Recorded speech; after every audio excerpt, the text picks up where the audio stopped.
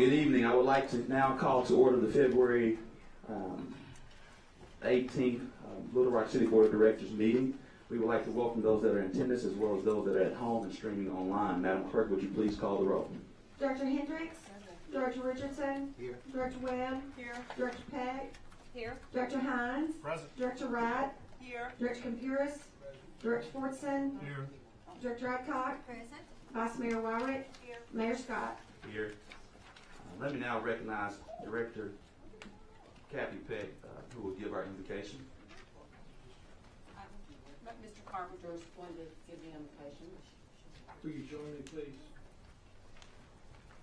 As we come tonight to decide the issues that come before this board and its role as a legislative body, we recognize that decisions are not made totally in the abstract.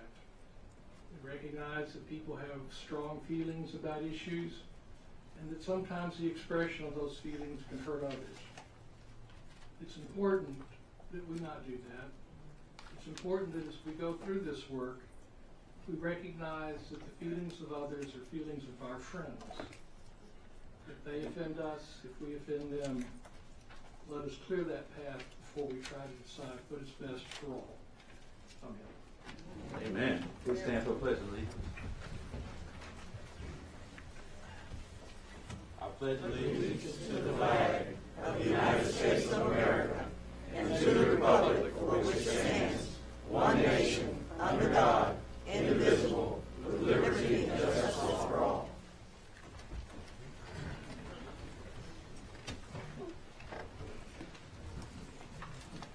We have three modifications to tonight's agenda. The first is the addition of a resolution to execute a Fourth Amendment to the lease agreement for the benefit of Oakland and Fraternal Historic Cemetery and the withdrawal of items 14 and 15.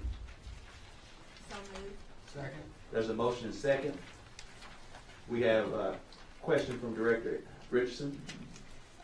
Yes, Mayor. Can we pull number 5 and hold that separate, please? Yes, and along with number 5, we will also pull item number 4 as requested from Director Hines. That's So right. we will be pulling items 4 and 5. We'll be separating items 4 and 5. All those in favor, please say aye. Aye. All those opposed, please say nay. Ayes have it. Madam Clerk, if you would, please read the consent agenda. The consent agenda consists of a resolution authorizing the city manager to enter into a contract with CHF Contractors Incorporated in an amount not to exceed $189,258 for the Stonewall Road and Country Club Boulevard Drainage Project and for the purposes funding from the 3/8 capital improvement sales tax and the limited tax general obligation capital improvement bonds. A resolution authorizes the city manager to execute a 3-year renewal agreement with SHI Incorporated in the initial amount of $1,271,545.20 plus applicable taxes and fees for the renewal of the city's core client access licenses through the Microsoft Enterprise Agreement and for the purposes. A resolution authorized the installation of Veterans Memorial Bridge signage on the Broadway Street Bridge, United States Highway 70, and for the purposes. A resolution authorized the mayor and city clerk to execute a right-of-way easement and a temporary construction easement for property located along the west side adjacent to Zuber Road to be used for the construction of the Zuber Road improvements and for the purposes. A resolution authorized the mayor and city clerk to execute a right-of-way easement for property located along the west side adjacent to Zuber Road to be used for the construction of the Zuber Road improvements and for the purposes. That concludes the consent agenda. Move to adopt the consent agenda. Second. There's a motion second. All those in favor, please say aye. Aye. All those opposed, please say nay. Ayes have it. Madam Clerk, if you would, please read the grouped items for the first time. An ordinance to approve a plan zoning development establish a revised plan commercial district titled 7415 Colonel Glenn Road, revised short form PCD, located at 7415 Colonel Glenn Road, Little Rock, Arkansas, amending the official zoning map of the city of Little Rock, Arkansas, and for the purposes. An ordinance to approve a plan zoning development establish a plan office district titled Our House short form PRD, located at 302 East Roosevelt Road, Little Rock, Arkansas, amending the official zoning map of the city of Little Rock, Arkansas, and for the purposes. An ordinance to approve a plan and zoning development, establish a plan office district titled 17,007 Cantrell Road, short form POD, located at 17,007 Cantrell Road, Little Rock, Arkansas, amending the official zoning map of the city of Little Rock, Arkansas, and for the purposes. An ordinance to approve a plan and zoning development, establish a planned industrial district titled 7821 Doyle Springs Road, short form PID, located at 7821 Doyle Springs Road, Little Rock, Arkansas, amending the official zoning map of the city of Little Rock, Arkansas, and for the purposes.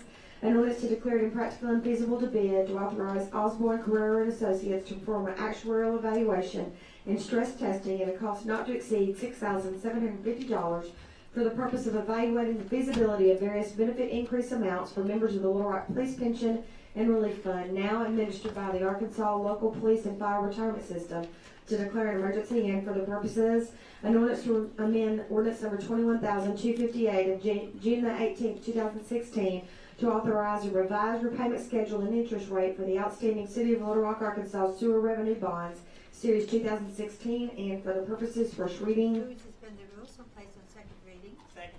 There's a motion second. All those in favor, please say aye. Aye. All those opposed, please say nay. Ayes have it, second reading. An ordinance to approve a plan and zoning development, establish a revised plan commercial district titled 7415 Colonel Glenn Road, revised short form PCD, located at 7415 Colonel Glenn Road. An ordinance to approve a plan and zoning development, establish a plan office district titled Our House short form POD, located at 302 East Roosevelt Road, Little Rock, Arkansas. An ordinance to approve a plan and zoning development, establish a plan office district titled 17,000 Cantrell Road, short form POD, located at 17,007 Cantrell Road. An ordinance to approve a plan and zoning development, establish a plan industrial district titled 7821 Doyle Springs Road, short form PID, located at 7821 Doyle Springs Road.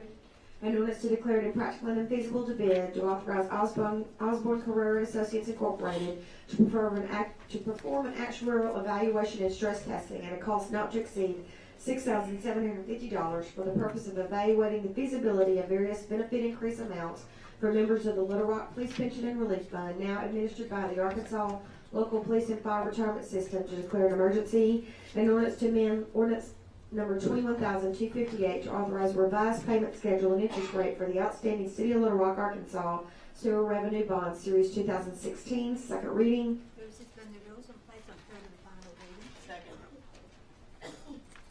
All those in favor, please say aye. Aye. All those opposed, please say nay. Ayes have it. Third reading. An ordinance to approve a plan and zoning development, establish a plan commercial district titled 7415 Colonel Glenn Road, revised short form PCD, located at 7415 Colonel Glenn Road. An ordinance to approve a plan and zoning development, establish a plan office district titled Our House short form POD, located at 302 East Roosevelt Road. An ordinance to approve a plan and zoning development, establish a plan office district titled 17,007 Cantrell Road, short form POD, located at 17,007 Cantrell Road. An ordinance to approve a plan and zoning development, establish a plan office district titled 7821 Doyle Springs Road, short form PID, located at 7821 Doyle Springs Road. An ordinance to declare it impractical and unfeasible to bid, to authorize Osborne, Carrera, and Associates to perform an actuarial evaluation and stress testing at a cost not to exceed $6,750 for the purpose of evaluating the feasibility of various benefit increase amounts for members of the Little Rock Police Pension and Fire Relief Fund. Little Rock Police Pension and Relief Fund, now administered by the Arkansas Local Police and Fire Retirement System, to declare an emergency. An ordinance to amend ordinance number 21,258 to authorize a revised repayment schedule and interest rate for the outstanding City of Little Rock, Arkansas sewer revenue bond, Series 2016, third and final reading. All those in favor, please say aye. Aye. All those opposed, please say nay. Ayes have it. Director Hines, you were very instrumental in one of these ordinances that recently passed that recognizes our members of the veterans community. If you would, please proceed. Mayor, you still have to vote on the emergency clause on 12. On 12. Well, we can wait. We'll come back to the emergency clause. Just want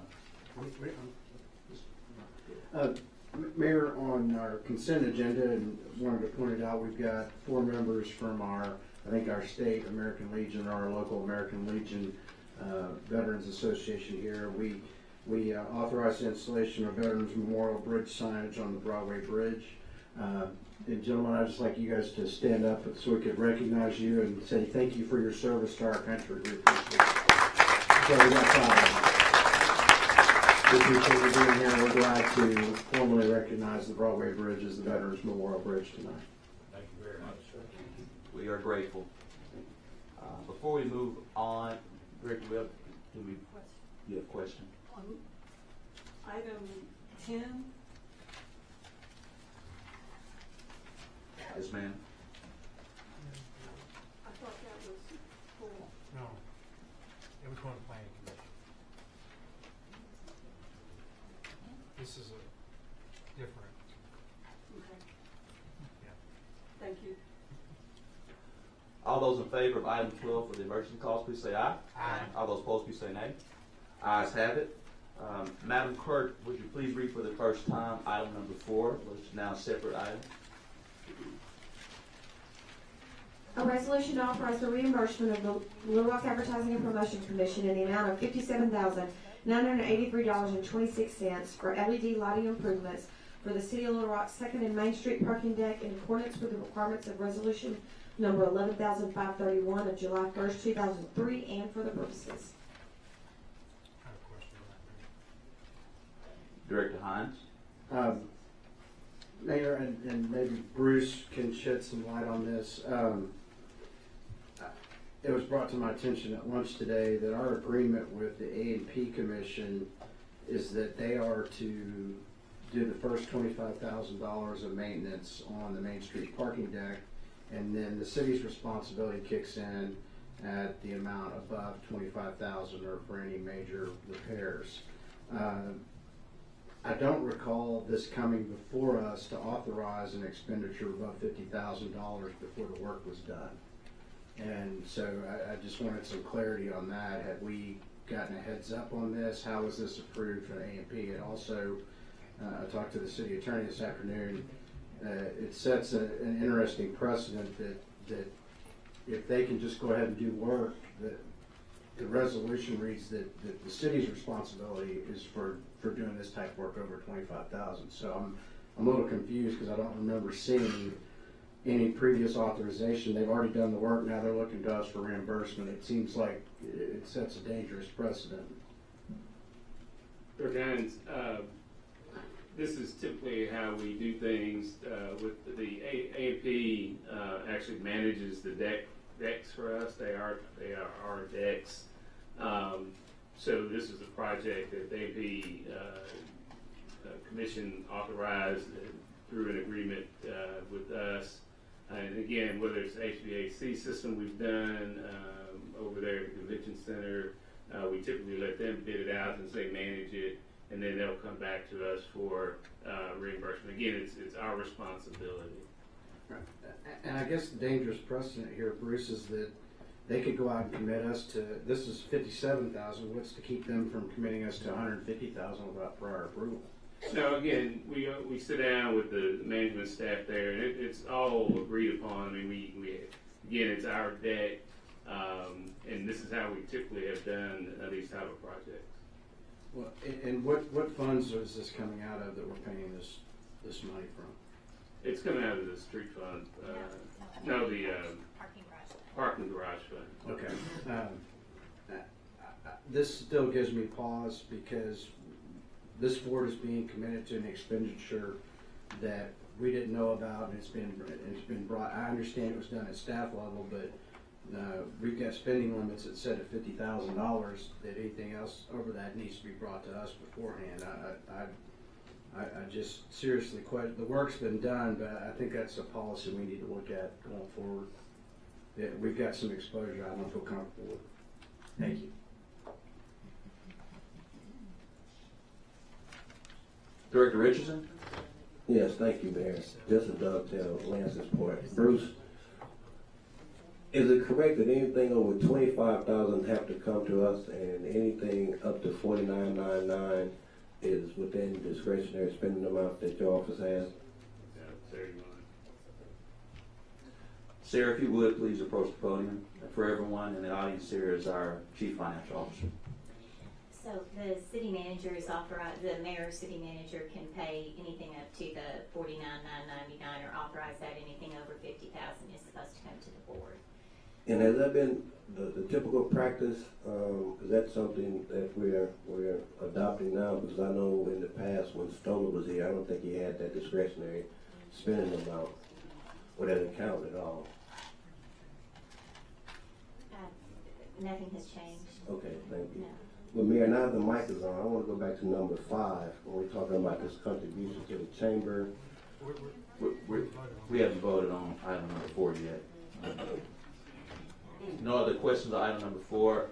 All those in favor, please say aye. Aye. All opposed, please say nay. Nay. Ayes have it, second reading. Or is that, oh, it doesn't expect second reading, so it did, that resolution did pass. We can now transition, Director Richardson, if you would allow the first reading. Are you favorable with that? Yes, sir. All right. Madam Clerk, if you would, please, item number 5 for the first time. A resolution to extend a contract with the Little Rock Regional Chamber of Commerce in an amount not to exceed $250,000 to provide economic development consulting services and for the purposes. Move for the adoption of resolution. Second. Second. There's a motion, well, before that, Director Richardson. Yes, Mayor. This question I have, I think Bruce, you were an intern here. Mayor, you may have been in high school and junior high. What year was it? I think 93. I was in elementary around that time. Well, to piggyback that, Bruce, how are we quantifying the success of this since this is a sole source agreement and unlike some of our PIT expenditures, they're not required to go through any monitoring, evaluation, nor monthly reporting that I'm aware of. So how are we quantifying the success of this particular expenditure? Mr. Manager. Director Richardson, we have talked about this a lot over the years. I truly believe that for a city to be our size to be successful in this space, in this area, we do need that entity that's all they do for us on a day in and day out basis. If we were to try to, and they do monthly reports, and I know you all get the quarterly reports, I believe, but if we were to try to do this at the scale that they do it, it would be costing us a whole lot more than $250,000. So I think it's money well spent. I think after everything got settled with the vote of the Arkansas people, we went out for a bid. And so this is the next year for that bid. I mean, this might be the last year where we have to actually go back out for another bid later this fall. Well, what gives me pause about this, when we first started this $200,000 sole source agreement, at that time, correct me if I'm wrong, was it the Little Rock Chamber of Commerce rather than Regional Chamber of Commerce at that time we had this agreement? Well, first of all, it's not a sole source agreement, and because that would be done by ordinance. So this is the result of the RFP that we put out, and I think again this is the last year. Where's Emily? I think we might have another year. It's the last year. Okay, so we'll be going through this process again this fall, but that's what was allowed after the vote, and again, I think from a just qualifying standpoint, this would cost us a whole lot more to do it as it's done now. I take your word for that. I guess what gives me pause is the fact that when we started this arrangement, it was the Little Rock Chamber of Commerce. Now it's morphed or evolved into the Regional Chamber of Commerce. I'm not sure how many other municipalities beyond our city is providing this kind of funding to help support the economic development. Do you know that? I can tell you some right offhand. I know North Rock provides funding. I just happen to know my hometown of El Dorado City provides funding to the chamber. So it's not unique to Little Rock. City of Fayetteville. I'm talking about this particular. I'm not talking about any other cities. I'm talking about that contributes to this source of funding that we're talking about. Are there any other municipalities within the region? Because we're touting as a regional economic development entity, whereas in the past when we first started this, and that $200,000 then, if I remember correctly, it was called the Little Rock Chamber of Commerce. So now it seems like we're talking about regional economic development, any other municipalities within the region that are contributing funding for these economic development And I activities. can't necessarily answer that question. I do know that the mayor has been very clear with the current chairman and the CEO that Little Rock's dollars go toward Little Rock projects and Little Rock focuses. And that message has been relayed often, and that's something that's very important. I can't tell you who else might contribute. I don't know. But we certainly can't say those economic development opportunities are solely for City of Little Rock residents. Some of them could be filled by people who don't live within the city, correct? Well, of course. I mean, we don't have those mandates. That's all I have, Mayor. We have one comment card for item number 5, Mr. Russ Raycott. Thank you, Mayor. The last couple of years, I've come before y'all when y'all have had this vote and recommended that you not pass this. I'm glad that the mayor and I agree on this issue, that this needs to be Little Rock focused, and I know he campaigned on starting our own city economic development type group. I want to echo Director Richardson's concerns in that this is a regional chamber of commerce, and last year, because we pushed it, Mr. Cheshire provided some transparency and showed how some of that money was spent, but he didn't show what other cities kick in. I believe North Little Rock has their own chamber, so I don't know how much they kick into the Little Rock Regional. I don't know if Conway or Cabot or Benton or Bryant, but you know, if you haven't been to those cities, I urge you to go there and look and see the development that's in those cities. I went to school at UCA, and I can tell you it doesn't look anything today like it did when I was there back in the late 70s and early 80s.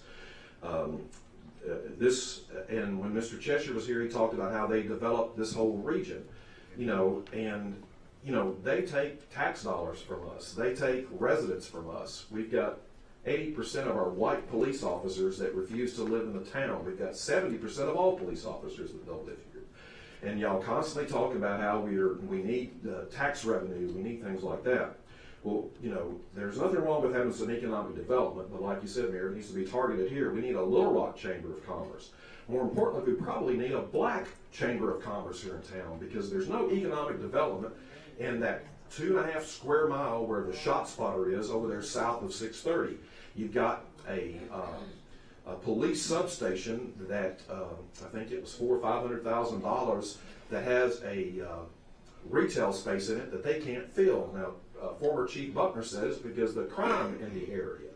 You know, we've got I think $400,000 for a parking lot that's over there that was given to a church, and there's no one in that parking lot. In fact, I went by there Sunday, and the church wasn't even using the parking lot. They were parking on the street. You know, I think what we need to do is consider this, and if we have a contract, vote to get rid of that contract, put this money to work here in Little Rock to develop business and economic advantages for our city and not for our neighboring region. Thank you for your time.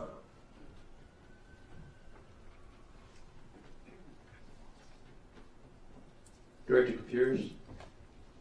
Well, to differ with my friend Ken, this is an effort. If you look at people who want to come to our city or want to come to our community or our region, if you have 750,000 or 1 million people who are looking for a place to go, then when you market this as a regional area, you fulfill that criteria. And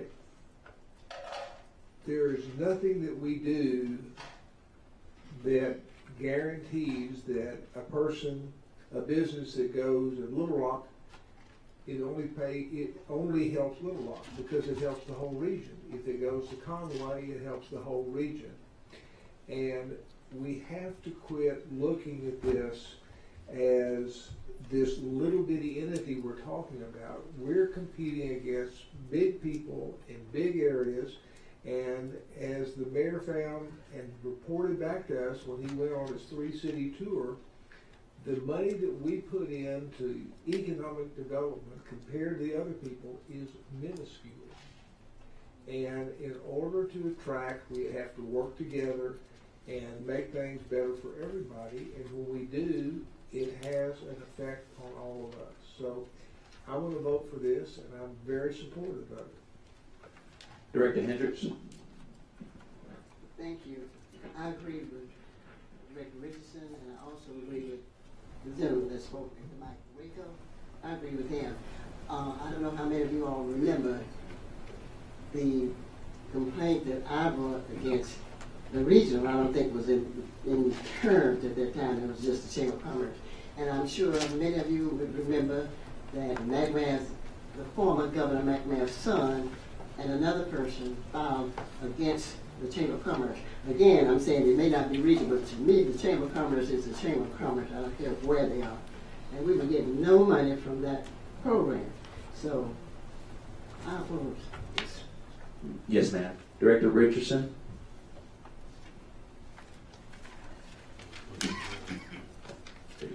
Thank you, Mr. Mayor.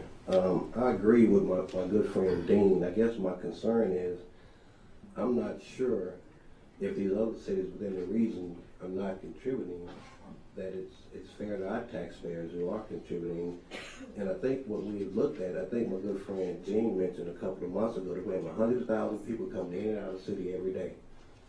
They're able to do that because we have subsidized the development of all these outgoing, sometimes homogenous communities. We've developed and subsidized the public safety of some of these communities with our take-home cars and our officers not living within the city. So then I understand the regional part, and maybe my question didn't come through clearly, is how many of those municipalities in the city, within that region, are contributing funding to this source of activity that we're promoting? Next up is Director Fortson. Well, push again, I actually took you out. After Director Fortson, Director Pierce.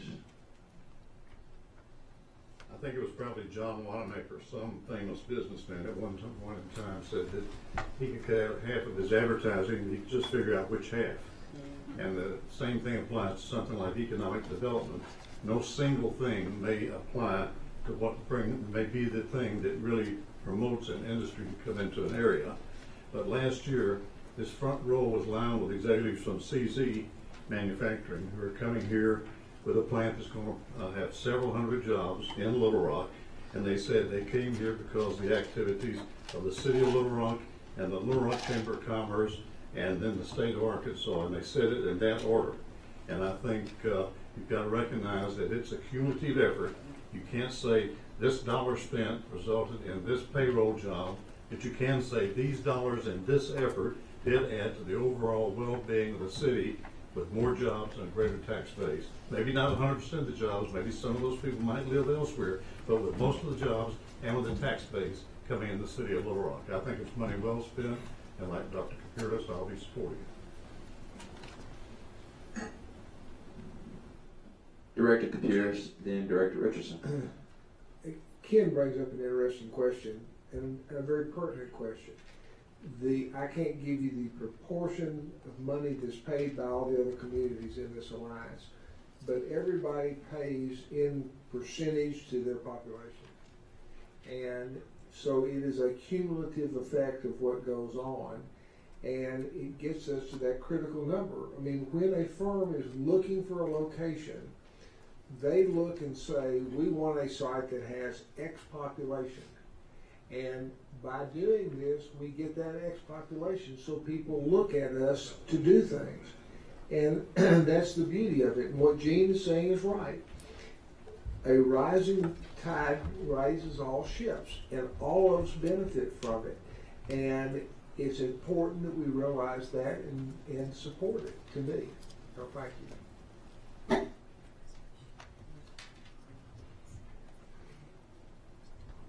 Director Richardson, then Director Hines. Yes, Mayor, this is my last time. As the ultimate homer and as a ward representative of a community that if you look at the young black male unemployment rate. It actually borderlines the unemployment rate during the Great Depression. So I think from a public safety standpoint, I think we're always talking about more police and bigger jails, and I think that's really, really narrow in terms of how we define how we address public safety. One of the ways we can address it is through community building. Now we can draw a box, literally a literal box in terms of where our violent crime is happening, where the suspects and perpetrators are living or socializing.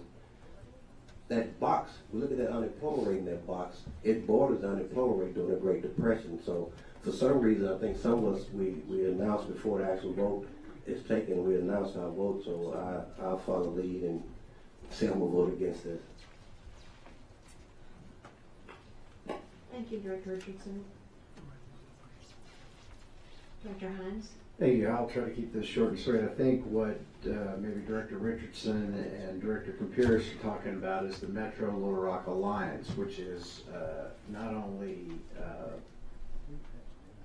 municipalities within our region, but 12 counties also that give us a 1 million person MSA. All of those counties and metros donate into that fund individually. It is separate from the funding we give the chamber. Our funding that goes to the chamber is spent on recruiting businesses to the city of Little Rock. The Port of Little Rock has been one of the largest drivers of that. The Tech Park on Main Street, they also work with that entity with the Venture Center and our FinTech Accelerator. So that's where this $250,000 is going. And my reminder, when we cut that by $50,000 last year when we did the budget adjustment. And I would agree with Dean and the mayor that the communities that we compete with, the Tulsas, the Oklahoma cities, the Nashvilles, who have populations twice our size, they spend 4 times as much as us on economic development and recruiting companies. So I will be supporting this, and I think it's a good use of our money. We get more miles out of that money than most communities do. Thank you. Seeing no other questions, all those in favor, please say aye. Aye. All those opposed, please say nay. Nay. Ayes have it. Roll call. Roll call, Madam Clerk.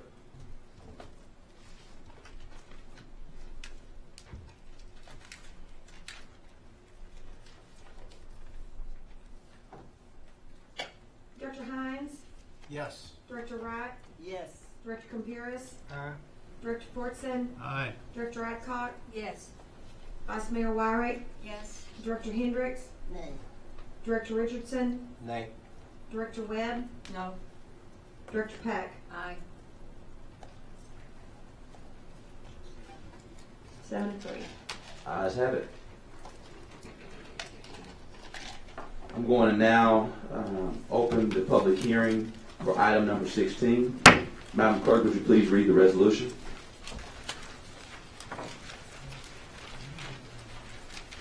Madam Clerk, before you read that resolution, you shared with me already that we did not read M1.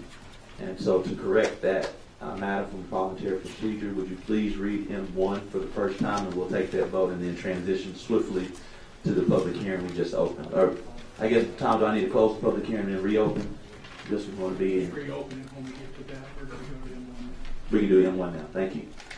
A resolution to consent to the assignment of a certain lease agreement is amended for the benefit of Oakland Fraternal Historic Cemetery Park to authorize the mayor and city clerk to execute a 4th amendment to the lease agreement and for the purposes. There's a motion and a second. All those in favor, please say aye. All those opposed, please say nay. Ayes have it. Madam Clerk, we are now opening the public hearing for item number 16. Would you please read the resolution? A resolution to approve the sources and uses of funds provided in the 2020 CDBG Home and HOPWA funds from the United States government and for other purposes. Are there any individuals who would like to speak for or against this resolution? Are there any individuals who would like to speak for or against this resolution? For a third time, are there any individuals who would like to speak for or against this resolution? Seeing none, all those in favor, please say aye.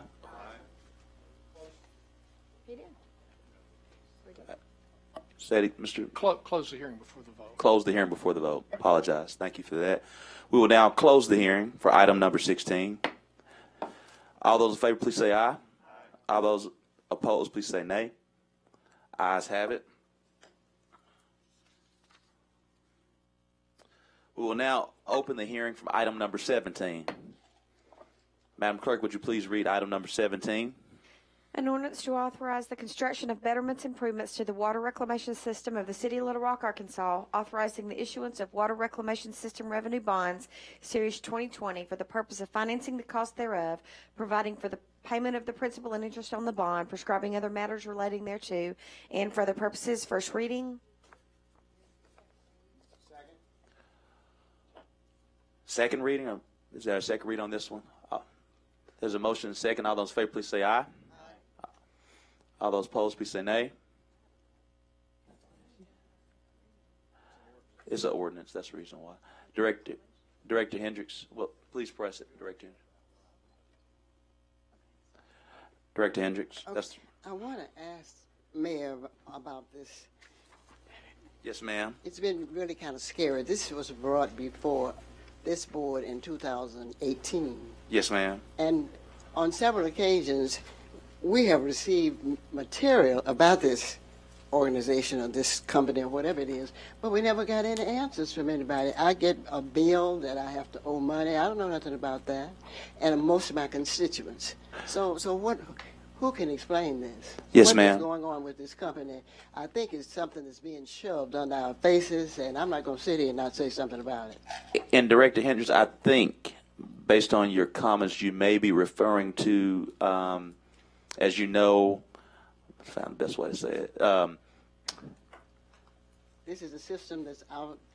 No, this is referring to Little Rock Water Reclamation Authority, which handles all of our sewer, sanitation, and helps with our economic development, because many companies need to have great sanitation as they're bringing their company organizations. And so Mr. Greg Ramon, who's the CEO, has been doing a stellar job. This is different from, there was notices going out under the name of the city of Little Rock that this board did not approve back in 2018 with sewer line security. So this is separate from that. And when did we vote on that? No one ever voted on that. So where do we go? Well, I'm trying. Okay. Okay. Yeah. I'm trying to be. Yeah, Mr. Moore. Just to correct the record, the mayor is referring to the service line replacement program that back in toward the end of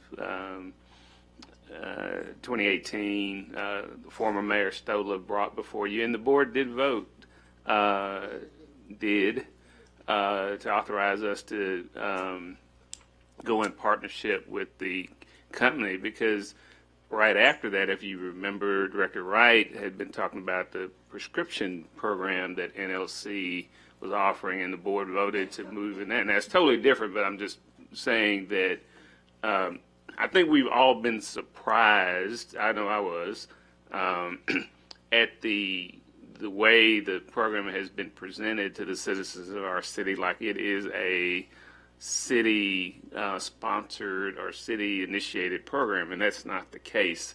Now we are due a certain one-time payment sometime this year. We all thought it was last year, and then we get a percentage of everybody, the number of people who enter into the program. We get a certain percentage of that, but it did come before you. The board did authorize it. I think we were all surprised at how it's been presented. Mayor, that helps, but you said that the board, no, but the public, somebody needs to at one time let these people know. Some are still getting bills from that company. Whatever that thing is. It's not a bill. It's asking you whether or not you would like to. Now, if you sign up, then you are going to get a monthly bill. But oh, that needs to stop. Well, the only people who are getting bills are the ones who signed up for the service. No, I'm saying no. A lot of the constituents that call me are concerned about getting that information. That's what. So that company or whomever needs to be notified to stop frightening the people. Mr. Attorney, could you send a letter out? You're darn right. Yes. Yeah, she's rounding up. What's your problem? Mayor, one thing Don't get me also started, is please. that No. I'm okay. Yes, ma'am. the Little Rock Water Reclamation Authority used to be called the Little Rock Sanitary Sewer Committee, and it was created by the board. It is owned effectively by the board and the city. It is operated as a semi-autonomous group so that it can provide sewer services where needed within the city. So the thing you're voting on tonight is to help our sewer services. It has nothing to do with anything else. Thank you, Director Hendricks, and our Mr. Attorney will be getting another letter out. Yes, ma'am. Yes, ma'am. Yes, ma'am. Director Richardson. Yes, Mayor. Thank you for those instructions to our city attorney. Bruce, would you say that this confusion emanated from a letter that came from the mayor's office? Is that why we had a confusion? Not this mayor's office. No, not your. Yeah, no, this was specify. long before you got here, Mayor. But Bruce, was that the source of some of the confusion that we got a letter either from the mayor's office or from the city, period? I think, I never can remember, I don't think Mayor Stoll actually ever signed a letter, but they're using the LR logo. It comes with an LR envelope. I mean, the average citizen would think that, but again, that agreement that the mayor signed, Please specify. That Mayor wasn't- Stoll signed, specified what that company was able to do. And so Tom has looked at it, his office has looked at it, and they're not doing anything outside of the contract, but it is confusing. So per our mayor's instruction to a letter coming from the attorney's office, don't you think that would be helpful with clearing up some of this confusion? Because I hear it a lot too, Director Hendricks, and I think, Bruce, you and I talked about this a while ago, and that it came from with the city logo, city envelope, and it came as if it was something that the city was putting in place or something that was being mandated from the city. And I think you and I talked about this when the issue first came up. Right, and we also, when you look at their website, there are numerous Arkansas cities, including the one right over across the river, that have been part of this for a long time. I think we're the biggest city, obviously, and they wanted to take advantage of the number of customers that we have. Thank you. Director Peck. Yep, not to beat a dead horse, but the service line warranty, there has been a lot of confusion. I will say this was endorsed by the National League of Cities, and I do have friends that have taken advantage and saved a lot of money, especially people who live in older houses, but it's extraordinarily confusing because it looked like it came from us. But we are endorsing it, and I agree with you, Director Hendricks, completely that it's confusing and some clarification would be helpful. But the people that I know that have questioned me about it, then gone on and purchased this insurance, have found that it was a good value. They were glad they had it. Director Adcock. Yes, also this board voted that the money coming from this will go into a fund with Judge Fleming's court, not Judge Fleming's, Judge Levitt's court, and be used to help with families who cannot repair their houses. That's been in his court for a number of years. This will give them some funding to be able to repair those houses and get out of court. So it will have a good use in our city. Director Wright. I just wanted to clarify what Mr. Moore said about the prescription drug plan. That is a totally free plan. And if you get the card, which you can pick up anywhere at a city facility, and you can utilize that to get a percentage off your prescription drugs if you do not already have insurance. That's what that is. But I, too, have had some constituents that were very confused about this, but I've been able to explain to them that it's a program that if you have a problem with your water lines, with your sewer lines, you are responsible.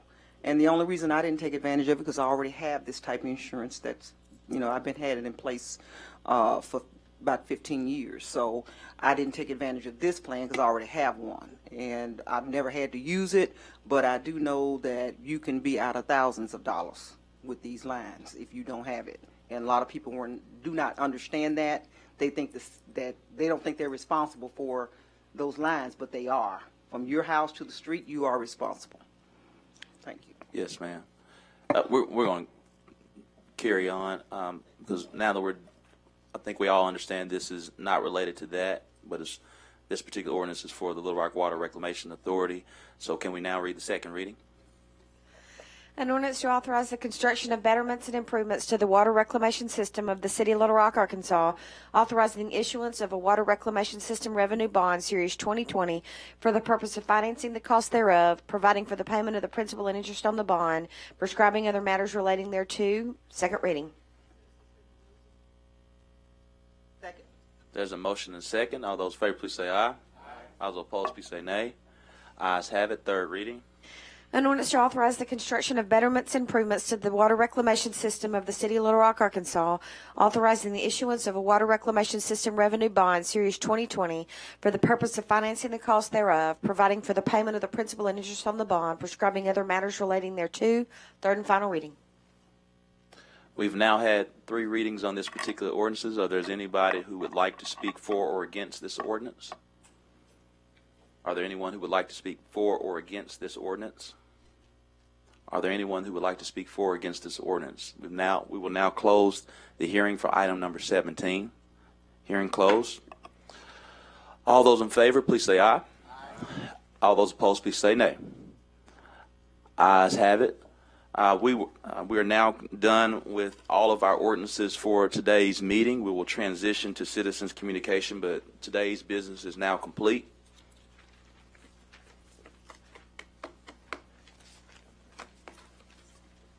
And now we will transition to citizens communication since today's meeting is now complete. We'll let a few people exit. Thank you again. We really do appreciate it. Everybody, let's give them another round of applause for serving our country.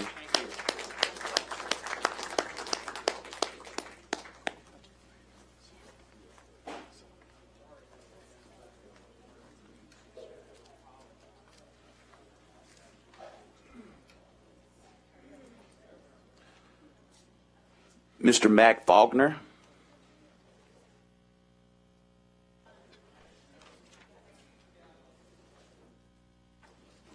Thank you, Mayor.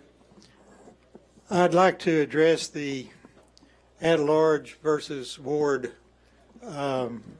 issue that's been before us for a while now. I thoroughly think that structure is an incredibly important thing. And we're talking about changing the structure of city government. I'd like to read my brief statement. Are we any smarter now than we were in 1787? The U.S. Constitution was written then. In a sense, the states are the wards, and the federal government is the at-large. The balanced government structure has provided for the growth of the strongest democracy this world has ever seen. It's a balanced structure.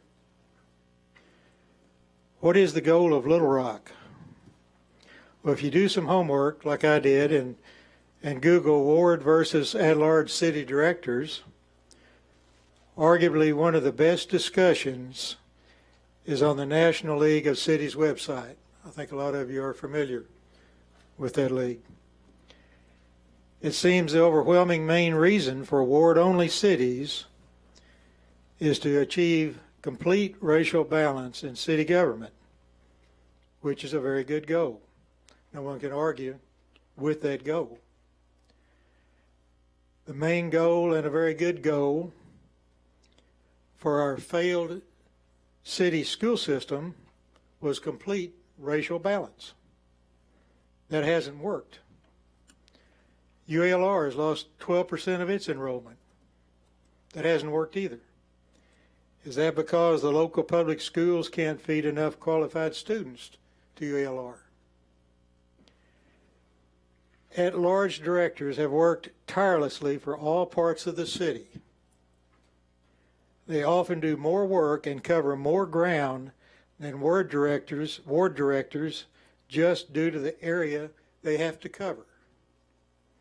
I've seen at-large directors tirelessly working with various groups for years.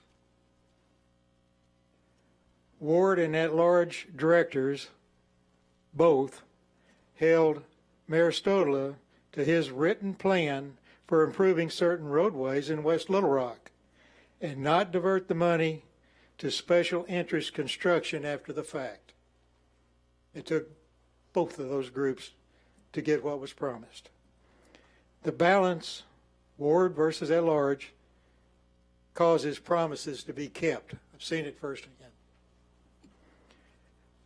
Only an at-large director can pull all elements of the city together. Sir, your time is now complete. I'll read the last statement. No, sir. Try to stay within time. Thank you. Mr. Roderick Talley.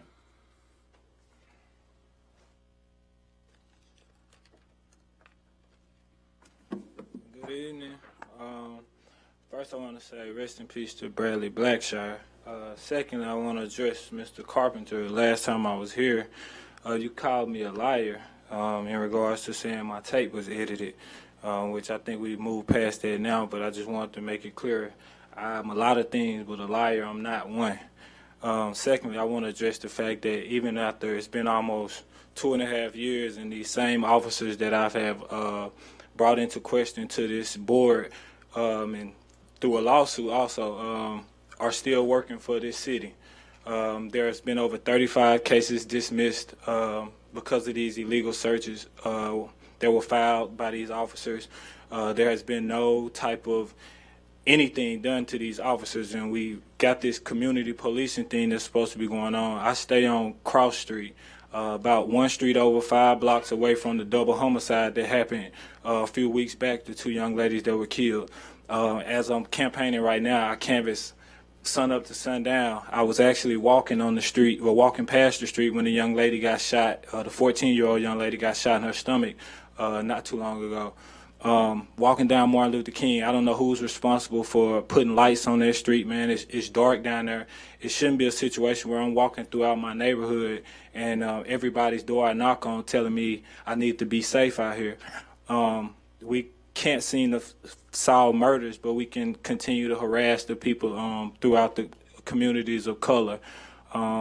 Looking at this board, Mr. Forson, I appreciate you that you're stepping down or not running again and giving the opportunity for some younger voices to be heard on this board. I think there is a few more people that should probably follow lead, but I think I don't see where $18,000 is worth a lot of these people causing the harm that they're causing to this city. Dr. Campiris, I know you're one of the at-large directors. There's a case, Robertson versus Phillips County, where a person is going to attempt to do what I'm attempting to do, what they attempted to do, but not on a state and a city level. I don't believe in candidates running unopposed. More than likely, barring I win this election on March 3rd, I will be your competition for your seat in November. And as far as this city altogether, I think you see that the state of Arkansas made over $28 million of marijuana, and every time Mr. Ken Richardson tries to decriminalize marijuana, you all vote against it. This city is about 40% black, and you know that the statistics of black people being harassed by marijuana crimes is ridiculous. So I feel like you all should do something more if you care about your constituents, other than having black people arrested for minor situations such as possession of marijuana when the state is continuing to make money off of it.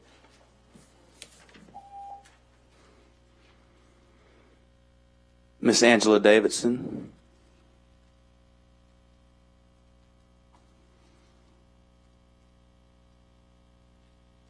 Mayor Scott, board members, thank you for the opportunity to speak to you this evening. My name is Angela Davidson. I am a member of Citizens for Safe Technology, and as your constituent, I would like to address the issue of 5G deployment in our community. I'm not here to talk about the harmful effects. The truth is it hasn't been studied, so we don't know the effects. There are, however, thousands of independent, peer-reviewed studies that show 2G, 3G, 4G are harmful. And we don't have time to talk about those, but I've included some for your information, and I'd appreciate you taking a look at those. I'm here today to give you good news, actually, regarding the actions you can take right now to protect the citizens of Little Rock against this untested radiation and uphold your duty to provide a safe city. On August 9th, 2019, the U.S. Court of Appeals for the District of Columbia Circuit Court vacated those portions of the FCC order that exempted small cells from NEPA reviews. The court found the FCC failed to justify its determination that it is not in the public interest to require NEPA review for small cell deployments. It failed to adequately address the harms of deregulation. It failed to satisfactorily consider the benefits of a review process, and it failed to assess the cumulative harms from densification or address the concerns that it was rushing densification without investigating the health effects of this low-intensity radio frequency radiation. They said the scale of this deployment makes it impossible on the record to credit the claim that small cell deregulation will leave little to no environmental footprint.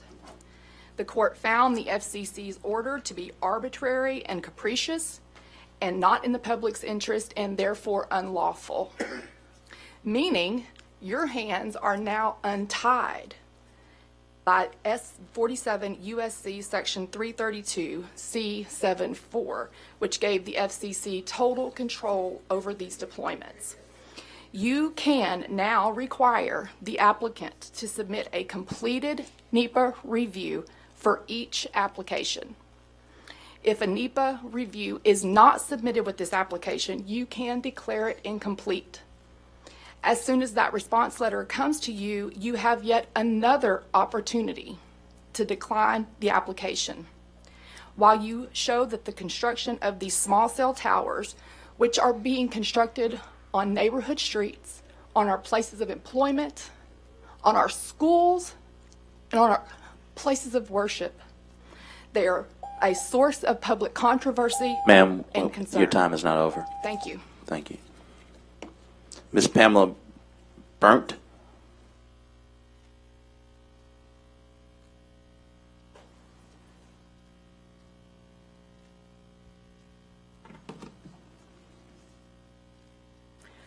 Mayor Scott, board members, my name is Pamela Burnt, and I have lived in Little Rock for approximately 14 years, and I also am a member of Citizens for Safe Technology. Angela has outlined the actions that you can take to uphold your mission to provide a safe city. She mentioned NEPA, which really refers to the National Environmental Protection Act. So I would like to address two related issues. Number one, the rights of human subjects in a research or experimental study. And two, the emerging evidence of telecoms bait and switch in their effort to build wireless networks, demean traditional landline service, and force customers onto the wireless platform. First, regarding the rights of human subjects in a research study. In 2010, the U.S. National Institute of Justice recommended that the study or experiment be voluntary with informed consent, show respect for the person as an autonomous agent, provide the right to end participation at any time, provide the right to safeguard personal integrity, provide protection from physical, mental, and emotional harm, provide access to information regarding the research, of which there is none, and protect the person's privacy and well-being. And I strongly suggest to all of you that we are all engaged in this 5G experiment and that it meets none of the criteria from the National Institute of Justice. Second, regarding wireless networks, as a direct result of the Communication Act of 1934, there now exists in every state a utility made up of all the phone lines and wires, including copper, fiber optic, broadband, and business data service lines. Excuse me. Most of these lines were not used or upgraded, but they belong to the states and they are not under the authority of the FCC. In an effort to move customers to the more profitable wireless side, companies like AT&T, Verizon, and CenturyLink have manipulated the FCC cost accounting rules to place phone line expenses into state-based local service entities called infrastate or intrastate. This not only gave the industry tax benefits, but it created major financial losses for the state, raised basic phone rates multiple times, and created the digital divide by claiming. Ma'am, you're now complete. Mr. Ron Muse, if you would, please approach the podium. May I give this to you for your review? You can give it to our Madam Clerk, leave it on her podium. Mr. Ron Muse.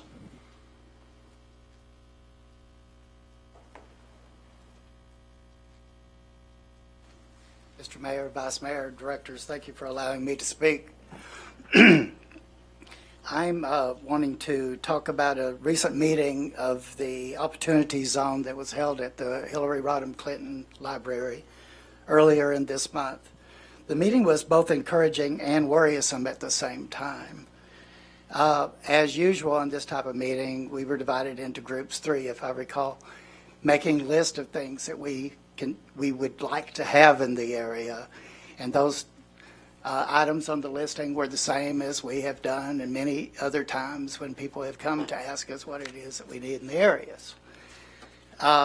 We were told that the Opportunity Zone is basically for, and I'm going to paraphrase, for the wealthy folks who have tax burdens and they want to get tax relief by investing their monies in the opportunity zones. And we were told that we would not necessarily, they would not necessarily be interested in making money, and that we would not know if a corporation was formed for this, taking advantage of this opportunity, if you will.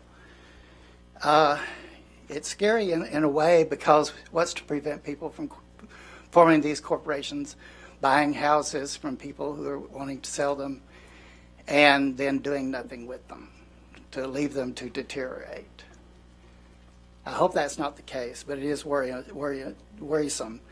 I do think that we need to put some extra strength into getting a warranty of habitability first. I know that we have tried several times, but we are the only state that does not have a warranty of habitability that would hold these individuals who are investing money in our area to a standard that they would have to bring these structures up to habitable condition. So please, let's do that first. We're now complete with our citizens' communications. Director Peck, I believe you have a comment. Yes, thank you, Mayor. Just very briefly, and this is not necessarily for policy discussion, but I talked to Director Hendricks about this before the meeting. Concerned about the fires downtown, 2 in a row in the historic area, one by Central High and one at MacArthur. Talked to Chief Hubbard at length this afternoon, and he's concerned as well. I just would hope that with fire officials and maybe code and housing, we might have a discussion about this. It's not just the structure itself that concerns me, but surrounding structures. I know this is a time of year where abandoned houses can be broken into more often because of weather elements. But I've got a list of structures that have burned recently, with just this year, if anybody's interested. But I'd like the city to explore a way to help protect these abandoned houses, especially ones that are going through rehab. In an ideal world, we could have a smoke alarm in every one, but it's not an ideal world. But it's just, I've got a lot of friends that live in that area, so I promised to bring that to our attention tonight. Yes, ma'am, and we've had a conversation with Chief Hubbard. He's working on a plan of action. Also, we'll be working with Mr. Howard as well. Okay, if you'll just keep me in the loop. Yes, ma'am. Thank you. Director Hendricks. Thank you. I wanted to let you know that Mr. Larry, Attorney Larry, Julius Larry, passed this out and asked that each one of you all have received this information. And I know, can he come to the mic? No, ma'am. No. But we do have we do have his information. Was from him. Yes, ma'am. Thank you. Thank you so much. Director Richardson? Yes, thank you, Mayor.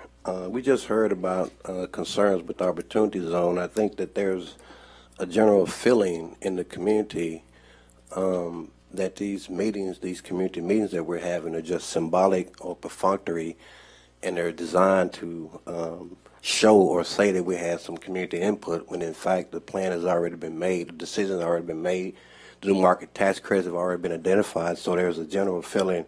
I think Ron expressed something that I've heard from a lot of my constituents about this being a perfunctory kind of set of meetings just to say we had some citizen input when in fact behind the scenes everything has been taken care of already. It's already been predetermined what's going to happen.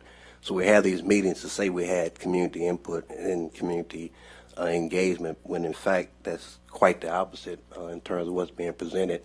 And I just wanted to echo Ron's point that that's been a general feeling with a lot of my constituents. And the second point, Mayor, real briefly, I wanted to, before we get out of here, I think we just had a recruiting class from the LRPD graduate, Bruce, January 31st.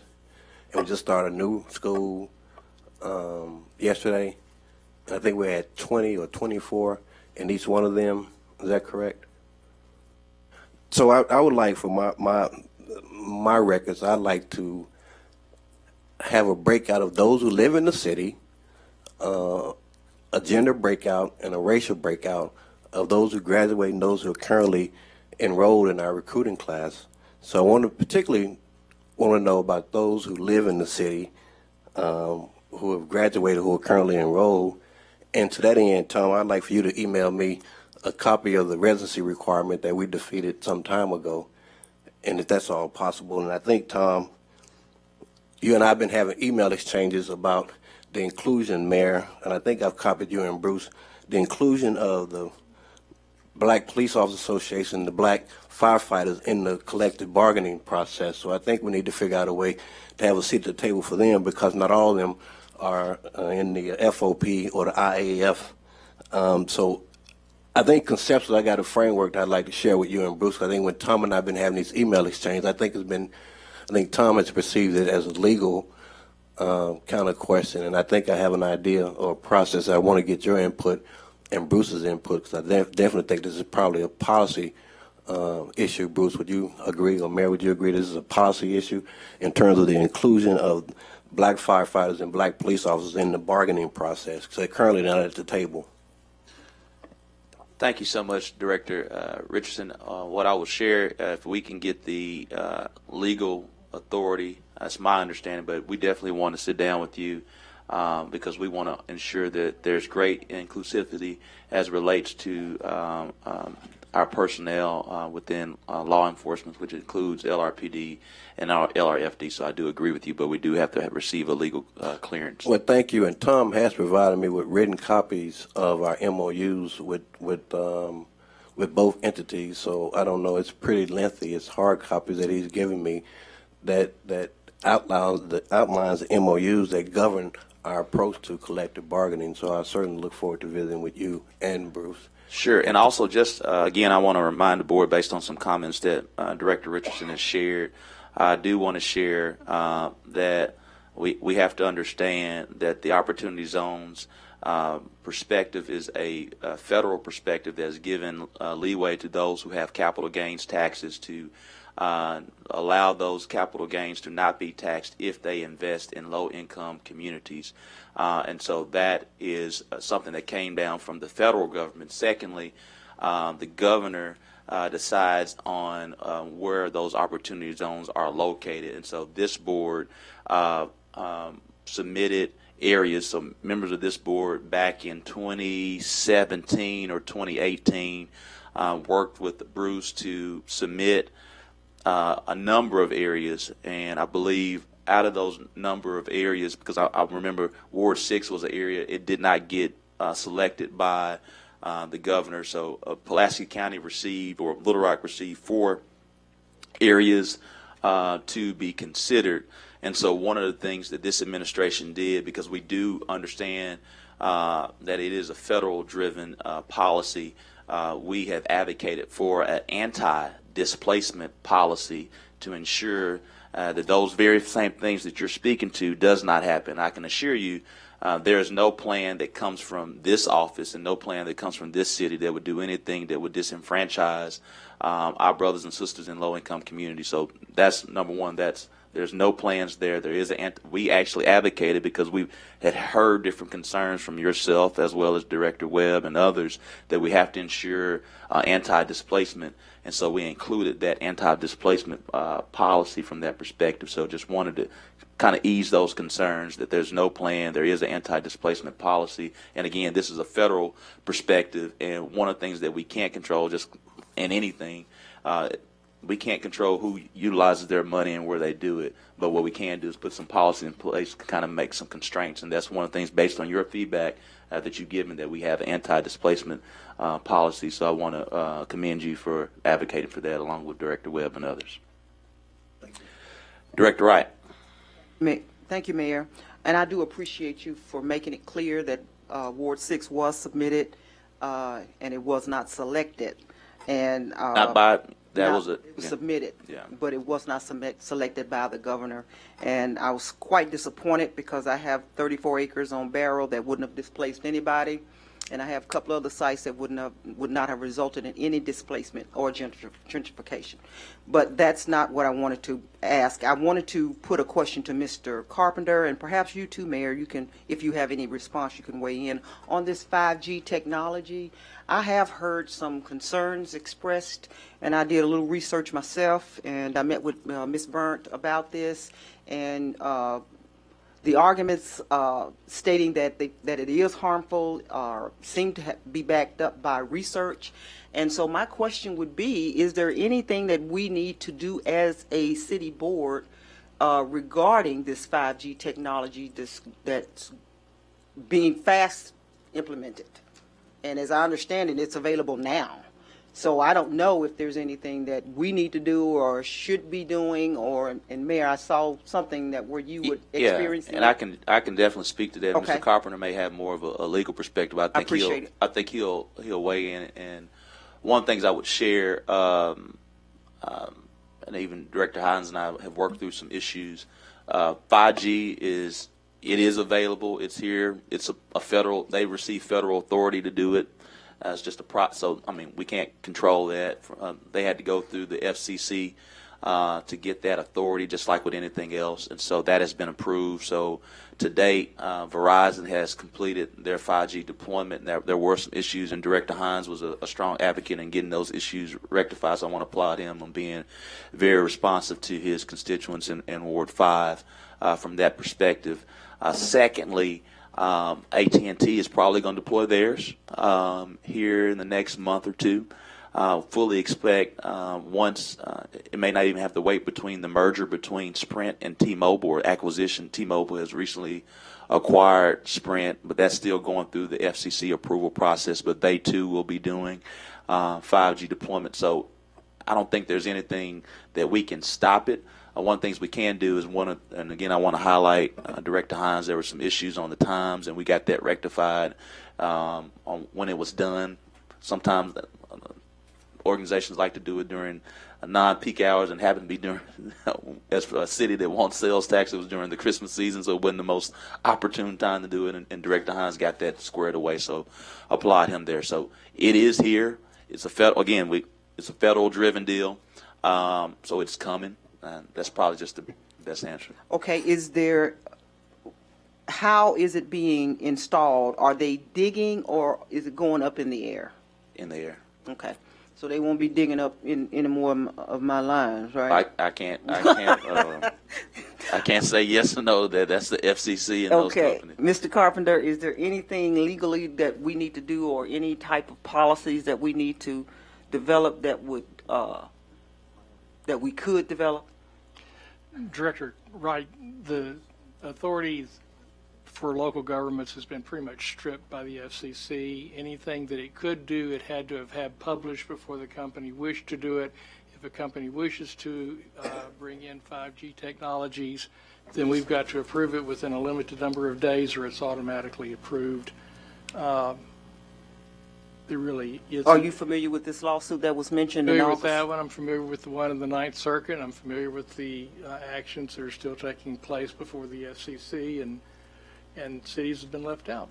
So you don't feel that, as she was saying, that there's anything that we can do to deny their applications? Well, I think we can spend a lot of money and try, but I don't think we'll be successful. Vice Mayor Wyrick, unless Director Wright, did you have I'm anything? done. I just wanted to make sure Ms. Burnt saw that I did bring this. Yes, ma'am. You've been very vocal, and Okay. so Ms. Burnt should know that as well. Been very vocal and responsive, as well as Vice Mayor Wyrick. Thank you, Mayor. I wanted to make an announcement that on February the 26th, between 10 and 11, we're going to open up fire station number 24 in Southwest Little Rock, Ward 7. There's one of my Ward 7 folks out there. It's going to be at 8801 Stagecoach Road, and so we're hoping that we have a good crowd to open up that fire station. It's been a long time coming, so we're excited about it coming into Southwest Little Rock. You don't even live there. Hey, we love Southwest Little Rock. It's almost, we've heard almost as much about that as we have your swimming pool. The other thing I wanted to bring up was we're continuing to see an influx of semis, tractor trailer rigs that are parked on streets in Southwest Little Rock. And a couple of situations has come up recently where we've notified the police about them being parked on streets, and they say they're commercial streets and that there's not any citation or anything they can do. What's happening on one particular street, but there's others, but this one I get phone calls every weekend about. They come in on Thursday and then leave on Monday, and they're parking on both sides of the street, and it leaves a very narrow passageway to get through there. So I've talked to Tom about it to see if there's anything that we can do. The police department says they can't give tickets. So I guess I'm looking for help in understanding what we can do. The only thing that I'm aware of that we can do is put up no parking signs, and then maybe they could be ticketed and they would have to leave. This is over close to Otter Creek. It's blocking our library that's there. It's blocking a daycare and a pharmacy. If we needed emergency support through there with a fire truck or an ambulance, we'd not be able to get through. So I'm looking for some way that we can resolve the issue there, plus other streets that we have that will fall in the same situation. Tom, I don't know if you have any updates since our last conversation. I know you're a busy man, and I know you've reached out to some people to try to get some support, but I think this is something, it's not a very attractive thing for the community, and it also becomes a public safety issue when you can't get a motor vehicle in between the trucks. Mayor, can Mr. Carpenter add another clarification? If they don't have the trailer on it, if it's just the truck, does that matter? Can they then park in the neighborhood? Because I've got two sites, and they're very crafty. They'll move them during certain times, so whenever I send the code officers out there, they can't never find it.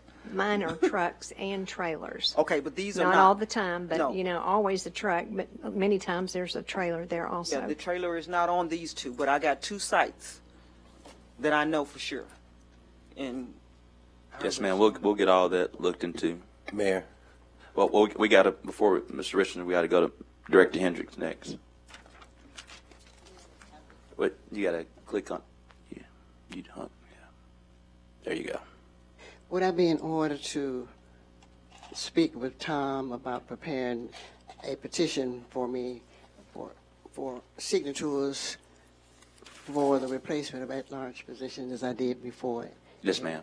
Thank you. I will be doing that. Thank you.